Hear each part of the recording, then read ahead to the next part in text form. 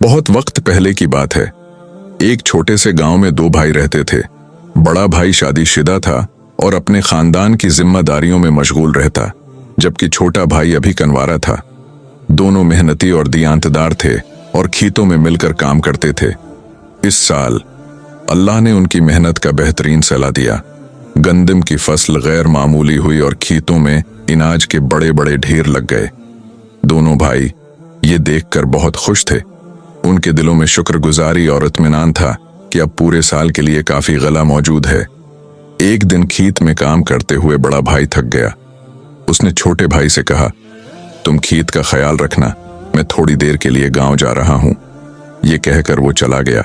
छोटा भाई अकेला बैठा सोचने लगा, मैं तो अकेला हूं, मुझे ज्यादा अनाज की जरूरत नहीं, लेकिन मेरे बड़े भाई का खानदान है, उनकी जरूरियात ज्यादा हैं। ये सोचकर उसने चुपके से अपने हिस्से की 10 बोरियां उठाईं और बड़े भाई के हिस्से में रख दी। वो ये नेकी खामोशी से करके अपने घर चला गया। कुछ देर बाद जब बड़ा भाई वापस आया तो उसने अनाज के ढेर को देखा और सोचने लगा, अल्लाह ने हमें बहुत दिया है, मेरा खानदान तो अच्छी हालत में है, लेकिन मेरा छोटा भाई अभी अकेला है, उसे मुस्तकबल में ज्यादा जरूरत होगी। ये सोचकर उसने अपने हिस्से की 10 बोरियां उठाएं और छोटे भाई के हिस्से में रख दी।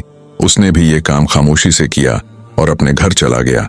अगली सुबह जब दोनों भाई खेत में पहुंचे तो हैरान रह गए। अनाज का ढेर इतना ही था जितना पहले था।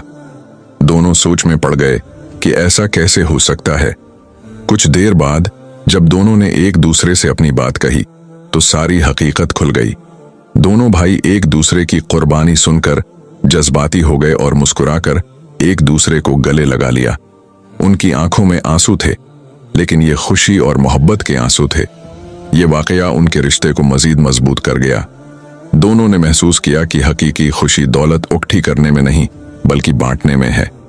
ऐसार और कुर्बानी ही वो चीजें हैं जो मोहब्बत को बढ़ाती हैं और अल्लाह की बरकतें नाजिल करती हैं। अगर हम एक दूसरे के बारे में अच्छा सोचें और नेकी करें तो मोहब्बत और अपनायत खुद ब खुद मिल जाती है। सच्ची खुशी लेने में नहीं बल्कि देने में है।